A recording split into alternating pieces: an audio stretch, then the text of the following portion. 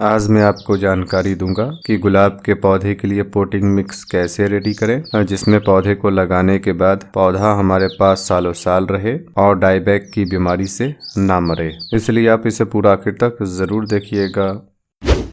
इसके लिए सबसे पहले लेना है 40% मिट्टी।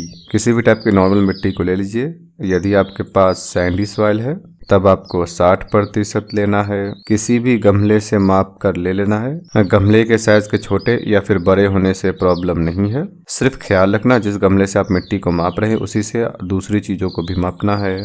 उसके बाद लेना है 40% कंपोस्ट। किसी भी टाइप की फुल डिकम्पोज कंपोस्ट को ले सकते हैं। वर्मी कंपोस्ट इसके लिए बेहतर है। आप किचन वेस्ट कंपोस्ट को भी ले सकते हैं। और अगर आपके पास 2-3 साल पुराना काउ डंग कंपोस्ट है तो आप उसको भी ले सकते हैं। और अगर 1.5-2 साल पुराना गॉट मैन्योर है तो आप उसको भी ले सकते हैं। और इस बात का भी ख्याल रखिएगा 2-3 कंपोस्ट को मिला के भी नहीं लेना है। आपको सिर्फ एक टाइप की कंपोस्ट का इस्तेमाल करना है। उसके बाद लेना है 20% मोटे कण वाली सैंड लेने में इस बात का ख्याल रखिएगा यदि आपकी मिट्टी पहले से सैंडी है तब आपको सैंड नहीं लेना है, बल्कि उस सैंडी सॉइल में 40% कंपोस्ट को मिलाकर पौधे को लगा देना है।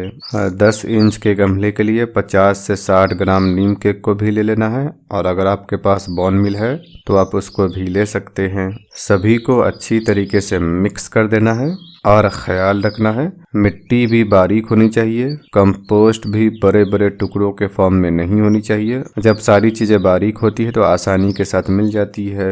इस पोटिंग मिक्स का इस्तेमाल करके आप पौधे को मिट्टी के गमले में भी लगा सकते हैं और प्लास्टिक के गमले में भी। यदि आपके पास सैंड नहीं है तब आपको 40% मिट्टी और 60% कंपोस्ट को मिलाकर पौधे को मिट्टी के गमले में लगा देना है, प्लास्टिक के गमले में नहीं। और यदि आपके शहर में बारिश बहुत ज़्यादा होती है, बारिश के मौसम में लगातार 2-3 दिनों तक 1-8 घंटे भी बारिश होती रहती है, तब आपको लेना है 40% मिट्टी, 30% कंपोस्ट और 30% सैंड। और जब आप सैंड का इस्तेमाल करते हैं तो पौधे को मिट्टी के गमले में भी लगा सकते हैं और प्लास्टिक के गमले में भी। यदि आप इसके पौधे को मिट्टी में लगाना चाहते हैं तो मिट्टी का गमला ही बेहतर है। पानी हिसाब से दे सकते हैं तो प्लास्टिक के गमले में भी लगा सकते हैं। गुलाब के पौधे को यदि आप नर्सरी से लाकर रिपोर्ट करना चाहते हैं या फिर आपके पास पहले से पुराना प्लांट है तब आप इसके पौधे को जून जुलाई से लेकर फरवरी मार्च तक लगा सकते हैं। लेकिन सबसे बेहतर है कि अगस्त, सितंबर, अक्टूबर और नवंबर तक लगा लिया जाए। यदि आप इसके पौधे को नर्सरी से खरीद कर ला रहे हैं और वो रेड मिट्टी में लगी है और आपके शहर में गर्मी बहुत ज्यादा पड़ती है तब आपको पौधे के रूट बॉल में से 30% मिट्टी को निकाल कर ही पौधे को लगाना है। अगर आप पूरी रेड सॉइल को निकालना चाहें तो और बेहतर है, लेकिन ये काम अक्टूबर, नवंबर और फरवरी मार्च में ही करना चाहिए। जब सर्दी या फिर गर्मी बहुत ज्यादा होती है तब इसके रूट बॉल में से पूरी मिट्टी को नहीं निकालना चाहिए। आपने पौधे को पहले से सही मिट्टी में लगा रखा है तब आपको 40 से 50% मिट्टी को निकाल देना है और उसके बाद ही पौधे को नई पोटिंग मिक्स के साथ लगा देना है। जब भी आप इसे रिपोर्ट करें पहले से कम 2 इंच और ज्यादा से ज्यादा 4 इंच बड़े गमले में लगाइए।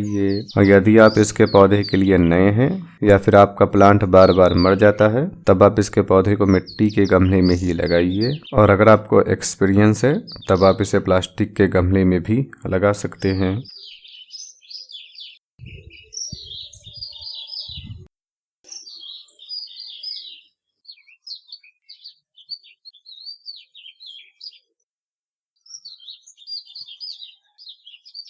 जब भी आप इसके पौधे को जमीन में या फिर मिट्टी में लगाएं तो जहां से पौधा ग्राफ्ट हुआ हुआ है उस हिस्से को 30 से 40% मिट्टी में धंसा दीजिए। जब आप ऐसा करेंगे तब जो प्लांट में बेसल शूट निकलेगी वो ज्यादा हेल्दी होगी। हाँ, अगर ग्राफ्टिंग ज़्यादा ऊंचाई पर है तब आपको ये काम नहीं करना है। अगर आपने यहाँ से यहाँ तक मिट्टी भर दिया तब पौधा मर जाएगा।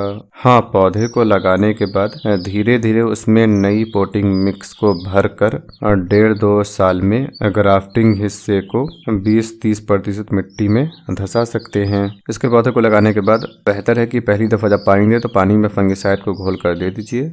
यदि आप इसके पौधे को नवंबर या फिर उसके बाद लगा रहे हैं तो लगाने के बाद अगले दिन से पूरे दिन की धूप में रख दीजिए। आपसे रिक्वेस्ट है कि चैनल को सब्सक्राइब कर दीजिए और बेल आइकन को दबाकर ऑल पर क्लिक कर दीजिए। इसी तरीके की वीडियो में लाता रहता हूँ। उम्मीद है आपको ये जानकारी पसंद आई होगी।